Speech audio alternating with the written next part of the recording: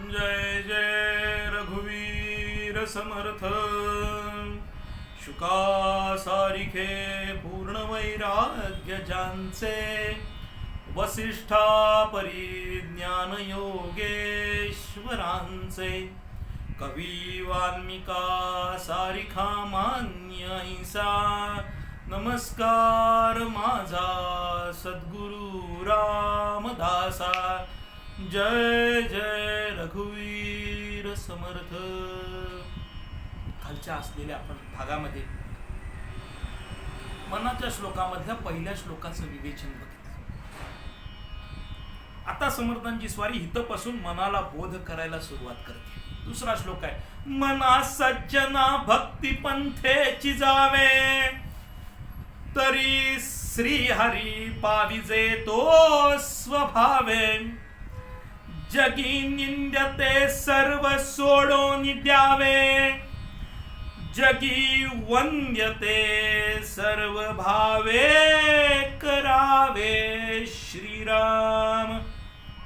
अत्यंत वरकरणी अर्थ बघितला तर अत्यंत सोपा आहे की हे मना तू सज्जन आहेस, तू काय कर तर ह्या भक्तिपंथानं जा की ज्याच्या योगे तुला श्रीहरीची म्हणजे भगवंताची प्राप्ती होईल. ते करत असताना जगामध्ये जे निंद्य आहे ते सगळं सोडून दे आणि जे वंद्य म्हणजे चांगलं आहे ते आत्मसात करण्याचा प्रयत्न कर, असा या संपूर्ण श्लोकाचा. तर त्या ठिकाणी ह्या सगळ्याला सोडून देऊन तू पुढे जाण्याचा प्रयत्न कर की ज्याच्या योगे तुला या भगवंताची प्राप्ती होईल, असा या श्लोकाचा शब्दशः अर्थ आहे. पण हे करण्यासाठी समर्थांनी मनाला बोध का केला हो, तर समर्थ वर्णन करताना म्हणतात, विशेषण देऊन सांगतात की मना तू कसा आहेस रे, तर तू सज्जन आहेस. मना सज्जना, सज्जन आहेस तू म्हणले, पण त्यासाठी तू सज्जन आहेस, तू चंचल आहेस, ते स्थिर करण्याचा प्रयत्न कर. म्हणजे तुला त्या ठिकाणी असलेली सात्विकता प्राप्त होईल आणि त्या सात्विकतेच्या आधारानं तू भगवंतापर्यंत पोहोचू शकशील, असं समर्थांची स्वारी वर्णन करताना म्हणते. मग हा असलेलं चंचल मन जे आहे ते मन भगवंताकडे वळवायचं आहे, भगवंताविषयी त्याला आवड निर्माण करायची आहे. त्यासाठी काय केलं पाहिजे, तर पहिल्यांदा त्याला दुर्जन वस्तूंची, दुर्जन गोष्टींची ओळख करून दिली पाहिजे. ज्या पद्धतीनं आम्हाला एखादी चांगली गोष्ट पटवून द्यायची असते त्यावेळेला वाईट गोष्ट पहिल्यांदा सांगितली जाते आणि मग सांगितलं जातं की ही चांगली गोष्ट आहे, त्या वाईट गोष्टी आहेत. तद्वत शास्त्र म्हणतं, दुर्जनम प्रथमम वंदे सज्जनम तदनंतरम. म्हणजे पहिल्यांदा दुर्जनांना वंदन करा, दुर्जनांची जाणीव करून द्या. आणि हे दुर्जन जसे बाहेर आहेत, कारण संतांचा जर आम्ही विचार केला ना तर संत ज्या उपमा देत असतात, संत ज्या गोष्टी सांगत असतात ते बाह्य जगाला जसं असतं त्याचप्रमाणे आमच्या देहरूपी घराला असतात. मग जसे बाहेर दुर्जन आहेत तसे आमच्या देहामध्ये सुद्धा दुर्जन आहेत. संत आम्हाला ते दुर्जन सांगायला तयार आहेत. संत काय म्हणतात, काम क्रोध दयच्छष्टम देह तिष्ठन्ति तस्करा. म्हणजे काम, क्रोध, लोभ, मोह, मद, मत्सर, अहंकार, मीपणा, आसक्ती, वासना किती जण भरलेली आहे तो आमच्या देहामध्ये. ही सगळी दुर्जन आहेत. या दुर्जनांचा नाश करायचा आहे. बरं, ह्या सगळ्या बरोबर आणि ह्या सगळ्यांपेक्षा आणि मोठी कोण आहे, तर महामाया आमच्या बरोबर आहे. माया आहे, त्या मायेला बाजूला करायचं आहे. म्हणून समर्थ काय म्हणतात, तो माये विण माहेर विश्रांती ठाव, शब्दी अर्थी लाभ बोलणे वाव, सद्गुरु प्रसाद सुलभ उपाव, रामी रामदासा फळला सद्भाव. सद्गुरूंची आरती करत असताना समर्थ म्हणतात की मायेच्या पलीकडे जायचं आहे. मूळ माये पलीकडे, ह्या सगळ्याच्या पलीकडे, या सगळ्यांपासून बाजूला जायचं आहे. मग हे कशाला जाता येणार, तर त्यासाठी या मनाला चांगल्या गोष्टीची संगत पाहिजे. म्हणून शास्त्र सांगतं, संगती संगदोषणम. त्यासाठी संगत महत्वाची आहे. म्हणून महाराज काय म्हणतात, संतांचे संगती मनो मार्गे गती, अकळावा श्रीपती येणे पंथे, अकळावा श्रीपती येणे पंथे, अकळावा श्रीपती येणे पंथे. अहो त्यासाठी संतांची संगत महत्वाची आहे. मग अशा या संतांच्या संगतीत राहिल्यामुळं आमच्या मनावरती सात्विकतेचा पगडा होतो. म्हणजे आमच्या मनामध्ये सात्विक वृत्ती निर्माण व्हायला लागते. साधं उदाहरण आहे. आमच्या मनावरती संस्कार कसे होतात, कसे केले पाहिजेत, संगतीचं काय वैशिष्ट्य आहे, तर पुराणामध्ये एक उदाहरण सांगितलेलं आहे. एकदा एक राजा शिकारीला गेलेला. शिकार करून येत असताना त्याला बरेच पोपट दिसले, म्हणून त्यानं 2 पोपट घेऊन आला. तो एक आपल्या राजवाड्याच्या बाहेर बांधला आणि दुसरा राजपुरोहितांच्याकडे दिला. सोन्याचा पिंजरावर राजाचे पोपट आहेत, राजानं पाळलेले पोपट आहेत, सोन्याच्या पिंजऱ्यामध्ये पोपट ठेवलेले. जो राजवाड्याच्या बाहेर होता तो तिथं त्या ठिकाणी त्याचे रक्षक बसलेले असायचे. येणाऱ्या जाणाऱ्या रस्त्यावरच्यांना प्रश्न विचारायचे, त्यांना हटकायचे, त्यांना थोडीशी दमदाटी करायची, त्यांना त्रास द्यायचे, त्यांना प्रश्न विचारायचे. त्याच गोष्टी या पोपटानं शिकलेल्या. दुसरा पोपट जो राजपुरोहितांच्या घरामध्ये होता, त्या घरामध्ये सकाळी उठल्यापासून वेदशास्त्राचं पारायण असायचं, भगवंताचं चिंतन असायचं. त्यामुळे तोही भगवंताचे विचार मनामध्ये धरून शिकलेला होता. एकदा राजाची स्वारी बाहेर पडली. रस्त्यावरून निघालेली असताना या पोपटानं त्याला त्या पद्धतीनं विचारलं. रस्त्यावरच्या राजमहालाच्या बाहेरच्या पोपटानं कुठं निघाला, काय करताय, काय चाललंय, पोपटानं विचारलं. राजाला राग आला. त्यानं प्रधानाला सांगितलं, म्हणजे माझी तलवार काय, याला मारून टाकूया. प्रधान उत्साह होता. त्यानं सांगितलं, म्हणजे महाराज थांबा, आपण आधी राजपुरोहितांच्याकडे जाऊया. राजपुरोहितांच्याकडे गेले. आत पाय ठेवला, मात्र त्याबरोबर पोपटानं सांगितलं, म्हणजे यावं महाराज, बसावं, आपण पाणी घेणार का. तोपर्यंत राजपुरोहितांची स्वारी आली. म्हणजे महाराज हे कसं काय घडलं. वंदन केलेलं राजानं पुरोहितांना. त्यानं सांगितलं, म्हणजे महाराज आम्ही जे दररोज बोलतो तो पोपट शिकतोय. मग म्हणले आमचा पोपट असा का शिकला. तर त्याने सांगितलं, त्या ठिकाणी उभे राहिलेले ते तुमचे काही पहारेकरी आहेत, ते जसं बोलतात तसं पोपट शिकला. आमच्या घरामध्ये हे आहे, त्यामुळे तो पोपट ते गोष्टी शिकला. त्या पद्धतीनं संत म्हणतात, त्यासाठी संगत चांगली पाहिजे. मग अशा संगतीमध्ये आम्ही राहिला असताना, संतांच्या संगतीमध्ये राहिला असताना आमच्या देहामध्ये सात्विकता निर्माण होते. कारण संत आम्हाला आकार द्यायला तयार आहेत, आम्हाला ज्ञान द्यायला तयार आहेत, आम्हाला ज्ञान सांगायला तयार आहेत. बघितलं आपण पूर्वीच्या काळचा दृष्टांत आहे. कुंभाराची स्वारी पहिल्यांदा चिखल तयार करायची, तुडवायची, चाकावरती घ्यायची, त्याला ज्या पद्धतीनं आकार वाटतो त्या आकारानं तो मडकं असे काही कुठल्याही वस्तू असतील तर तो घडवायचा. तद्वत संत आमच्या मनाला आकार द्यायला तयार आहेत नामस्मरणाच्या माध्यमातून. पण त्यासाठी त्या चाकावरती लक्ष केंद्रित करून आम्ही त्या चाकाच्या पद्धतीनं आमच्या मनामध्ये भगवंताचं चिंतन अखंडत्वानं ज्या वेळेला चालू करू, त्याला फक्त संतांचा हात जरी फिरला, नव्हे नव्हे कृपा कटाक्षे निहाळिले आपुल्या पदी बैसविले. माऊली वर्णन करताना म्हणते की नुसता कृपेचा कटाक्ष सुद्धा आम्हाला पुरेसा आहे, पण त्यासाठी त्या संत वाक्यावरती विश्वास ठेवला पाहिजे. त्यासाठी आमचीही काहीतरी जबाबदारी आहे. आमची काय जबाबदारी आहे हो, तर आम्ही धर्माचं पालन केलं पाहिजे, शास्त्राचं पालन केलं पाहिजे. आम्हाला बाह्य धर्माचा इथं विचारच करायचं नाहीये. कारण बाहेरचा धर्म कोणता आहे हो, वाड वडील जे आचरती या नाम धर्म म्हणती. बाहेरचा धर्म शास्त्रानं आलेला आहे, पण संतांना जो धर्म सांगायचा आहे, स्वधर्मू जो बापा तोची नित्ययज्ञू जाणपा, म्हणवनी वर्तता तेथ बापा संचारू नाही. स्वस्वरूपाची ओळख करणं हा आमचा धर्म आहे. म्हणून महात्मे वर्णन करताना म्हणतात की ह्या धर्माचं जर पालन करायचं असेल तर आम्ही काय केलं पाहिजे. अहो धर्माचे पालन करणे पाखंड खंडन. या देहामध्ये जे पाखंडी आहेत, पाखंडी वृत्तीचे जे आहेत, वासनेचे जे आहेत, त्या सगळ्यांचा नायनाट केला पाहिजे.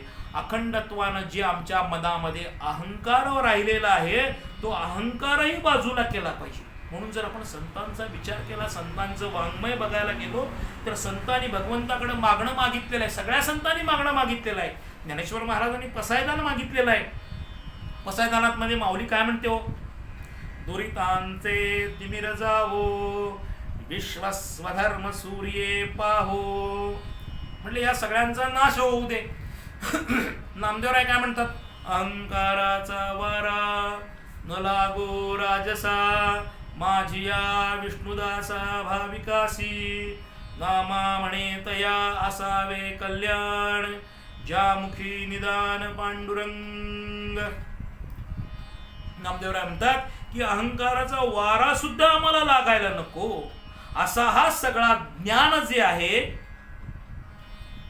हा नाश कशानं होणार, त्या दुर्जनांचा नाश कशानं होणार, तर साधूच्या बोधानं होणार आहे, संतांच्या बोधानं होणार आहे. आणि तो बोध कशानं प्राप्त होणार, तर समर्थ वर्णन करताना म्हणतात भक्तीचे नियोगे देव, निश्चये पावती मानव, ऐसा आहे अभिप्राव ये ग्रंथी. दासबोधामध्ये वर्णन करताना समर्थ म्हणतात की हे सगळं भक्तीच्या माध्यमातून प्राप्त होणार आहे. मग ती भक्ती कोणती असावी, भक्ती कशी असावी, तर त्या भक्तीमध्ये कोणतीही कामनिक इच्छा नसावी, न इच्छा धरताना भक्ती पाहिजे. म्हणून संत म्हणतात भक्ती आम्ही केली सांडोनी उद्वेग, या अपेक्षा विरहित भक्ती करायची आहे. आता भक्ती करायची म्हणजे तरी काय करायचं आहे हो, तर भगवंताचे गुणानुवाद, भगवंताचं नाम आमच्या देहामध्ये सदैव उच्चारण ही भक्ती आहे. बरं त्यासाठी फार वेळ द्यायचा नाही हो, थोडा क्षण द्यायचा आहे. म्हणून माऊली म्हणते देवाचे द्वारी उभा क्षण भरी, तेणे मुक्तिचारी साधिये, हरी मुखे म्हणा हरी मुखे म्हणा, पुण्याची गणना कोण करी, असोनी संसारी जिव्हे वेगू करी, वेदशास्त्र उभारी बाह्य सदा, ज्ञानदेव म्हणे व्यासांची खुणा, द्वारकेचा राणा पांडव घरी. म्हणजे हे कशाने शक्य होणार हो, तर भगवंतानंच उत्तर सांगितलेलं आहे. सततं कीर्तयन्तो मां यतन्तश्च दृढव्रतः, नमस्यन्तस्य मां भक्त्या नित्ययुक्ता उपासते. म्हणजे सदैव सदा सर्व काळ माझं चिंतन करण्याचा प्रयत्न कर. समर्थ लगेच याला उत्तर देतात, सदा सर्वदा योग तुझा घडावा, तुझे कारणी देह माझा पडावा, उपेक्षू नको गुणवंतानंदा, रघुनायका मागणेची आता. अशा पद्धतीनं भगवंताचं अखंड मुखानं चिंतन करायचं आहे की जे चिंतन करत असताना हा जो शाश्वत असा मार्ग आहे की जो भक्ती पंथ आहे, तो जो आपण काल बघत असताना बघितलं की गमू पंथ आनंद या राघवाचा, असा हा भक्तिपंथ जो आहे त्या भक्तिपंथावर आपण स्वतःच्या स्वस्वरूपाशी एकरूप होत चालत जायचं आहे. आता प्रश्न निर्माण होईल की भक्ती कशी करायची आम्ही. बघा जे आपण म्हणलं अपेक्षा विरहित असावी. एका ठिकाणी तर तुकाराम महाराज म्हणतात की तुझ्या दर्शनाची सुद्धा इच्छा नको, ही सुद्धा अपेक्षा मनामध्ये न ठेवताना भगवंताचं चिंतन करायचं आहे. ती भक्ती करण्यासाठी आम्हाला काय द्यायला सांगितलेलं आहे हो, शरीर मन आणि बुद्धी एकत्रितकरण करायचं आहे, ज्याला क्षमधी म्हणलेलं आहे. तू मन बुद्धी सहित सगळं तू माझ्या समोर ठेव. आणि किती वेळ करायचं आहे हो, असं मन बुद्धी शरीर एकत्रितकरण करून किती वेळ करायचं आहे. दे तुझाई मोटके निमिष भरी, माऊली वर्णन करताना म्हणतात की एक निमिष द्यायचा आहे. माऊली वर्णन करताना म्हणते की असं निमिष ज्या वेळेला आम्ही तयार करायला जातो त्यावेळेला संत आमच्या सांगाती राहायला तयार आहेत, आमच्या बरोबरीनं राहायला तयार आहेत. निळोबाराय वर्णन करताना म्हणतात मोडोनिया नामते देती सिद्धांत चौरसू, निळा म्हणे ऐसे संत कृपावंत सुख सिंधू.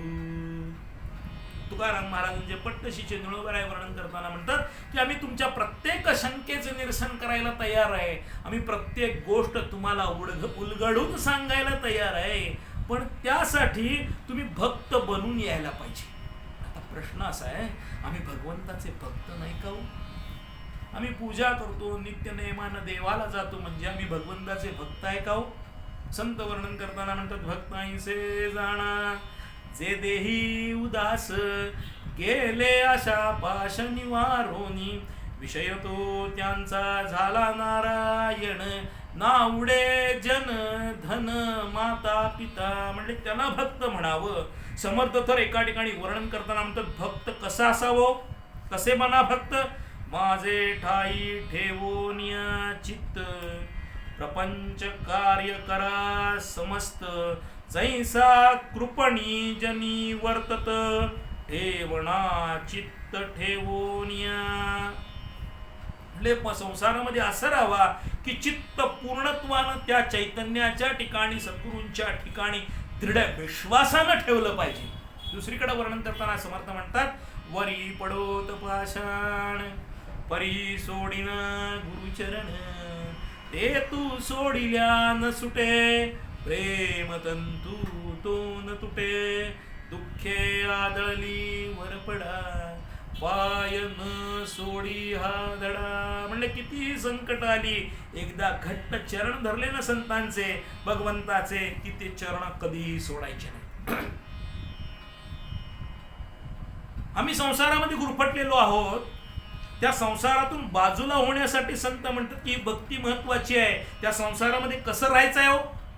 मुक्ताबाई वर्णन करताना म्हणतात, पक्षी अंगणासी आले, आपुला चारा टिपूनी गेले, ऐसे असावे संसारी, जोवरी प्राचीनाची दोरी, मार्गी बहुसाल भेटले, जेथे मन नाही गुंतले, पक्षी अंगणासी आले, आपुला चारा टिपूनी गेले.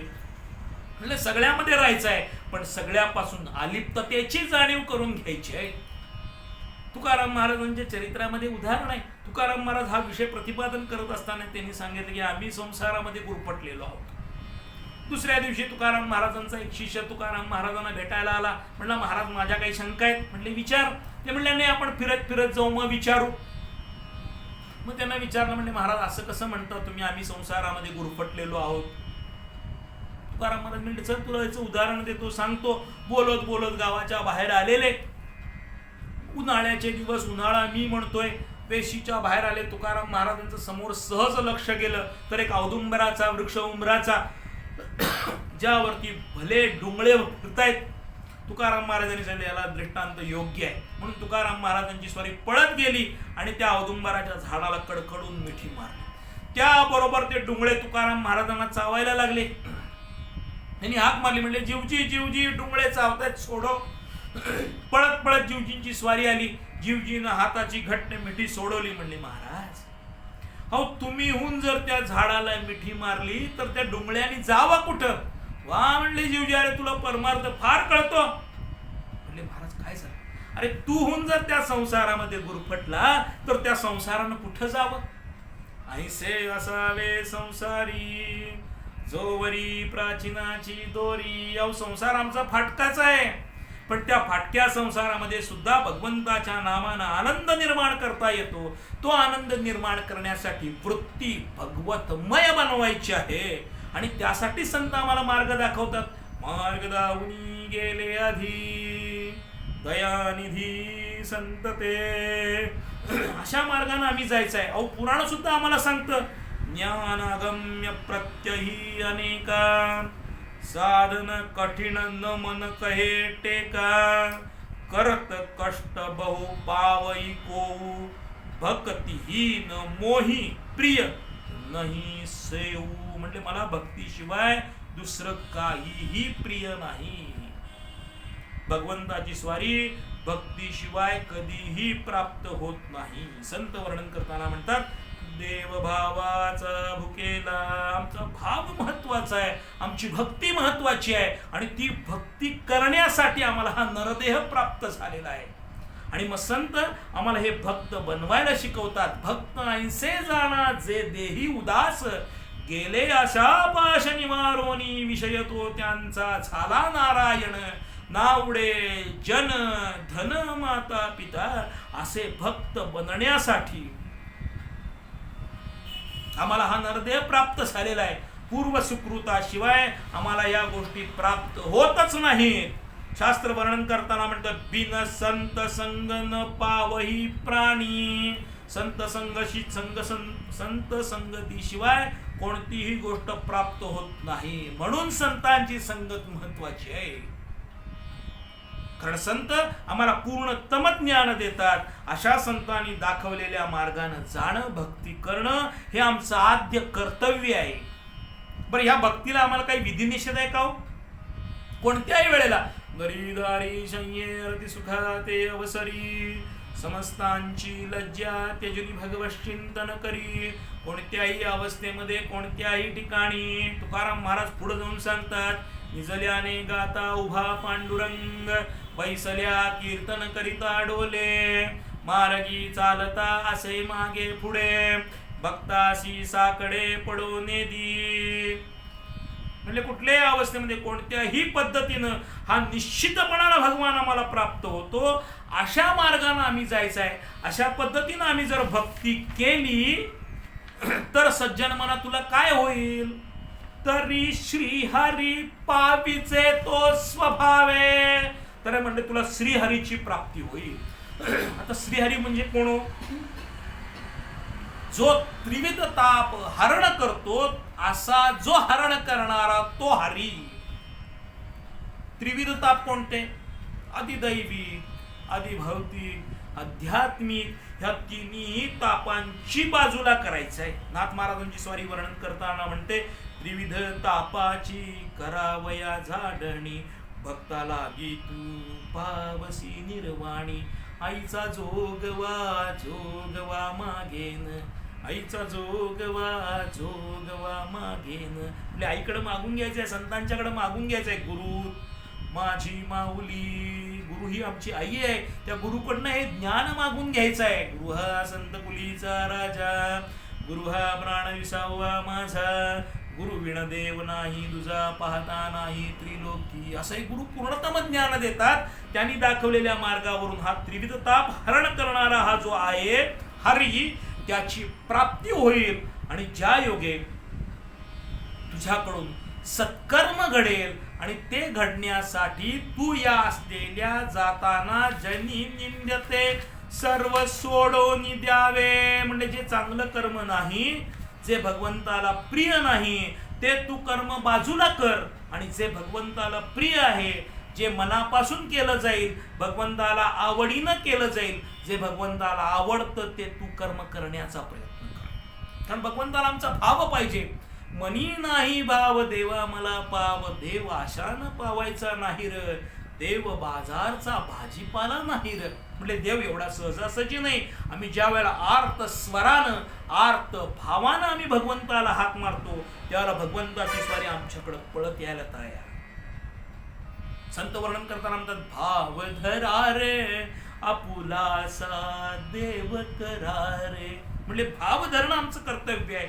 असा हा भाव ज्या वेळेला आम्ही मनामध्ये धरण्याचा प्रयत्न करू, चांगल्या गोष्टी करण्याचा प्रयत्न करू, त्यावेळेला समर्थ म्हणतात की मना सज्जना भक्ती पंथेची जावे, तरी श्री हरी पाविजे तो स्वभावे. जगी निंद्यते सर्व सोडून द्यावे, जगी वंद्यते सर्व भावे करावे. भगवंताला जे प्रिय आहे त्या गोष्टी आम्ही करायला सुरुवात केल्या की भगवंताची स्वारी आपोआप आम्हाला प्राप्त होईल, आपोआप आम्हाला भेटायला मिळेल, प्राप्ती करून घेता येईल. ही प्राप्ती करण्यासाठी समर्थांची स्वारी तिसऱ्या श्लोकामध्ये आम्हाला मार्ग सांगताना म्हणते प्रभाते मनी राम चिंतित जावा, पुढे वैखरी राम आधी वदावा. सदाचार हा थोर सांडून येतो, जनी तोचितो मानवी धन्य होतो. म्हणजे त्यासाठी हा मार्ग आहे. हा मार्ग समर्थांनी काय सांगितला की ज्याच्या योगे ह्या रस्त्यावरून जात असताना ह्या श्रीहरीची प्राप्ती होईल आणि आमच्या या देहामध्ये भगवंताची स्वारी विराजमान होईल. हा जो मार्ग आहे ह्याचा विचार आपण पुढच्या भागामध्ये करू आणि ह्या ठिकाणी थांबू. जय जय रघुवीर समर्थ.